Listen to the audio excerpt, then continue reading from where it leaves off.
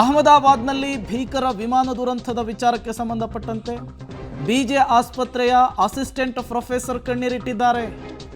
ದುರಂತದಲ್ಲಿ ನನ್ನ ಮಗುವಿಗೆ ಗಾಯವಾಗಿದೆ ಅಂತ ಹೇಳಿದ್ದಾರೆ. ದುರಂತದ ಸ್ಥಳದಿಂದ ಮನೆಯನ್ನ ಖಾಲಿ ಮಾಡಿ ಅಂತ ಹೇಳ್ತಿದ್ದಾರೆ.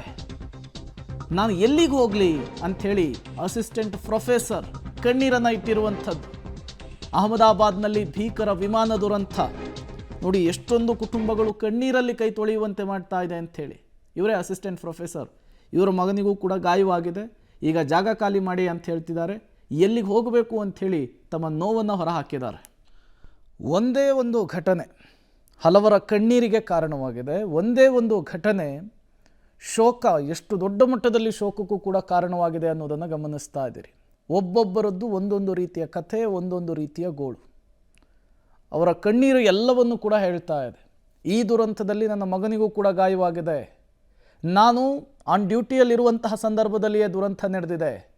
ಈಗ ಜಾಗ ಖಾಲಿ ಮಾಡಿ ಅಂತಿದ್ದಾರೆ, ತೆರವುಗೊಳಿಸಿ ಅಂತಿದ್ದಾರೆ. ನಾವು ಎಲ್ಲಿಗೆ ಹೋಗಬೇಕು, ಇಂತಹ ಪರಿಸ್ಥಿತಿಯಲ್ಲಿ ಹೀಗೆ ನಡ್ಕೊಳ್ಳೋದು ಅನ್ನುವಂತಹ ಮಾತುಗಳನ್ನು ಕೂಡ ಅಸಿಸ್ಟೆಂಟ್ ಪ್ರೊಫೆಸರ್ ಬಿಜೆ ಆಸ್ಪತ್ರೆಯವರು ಕೇಳ್ತಾ ಇರುವಂತಹ ಪ್ರಶ್ನೆ.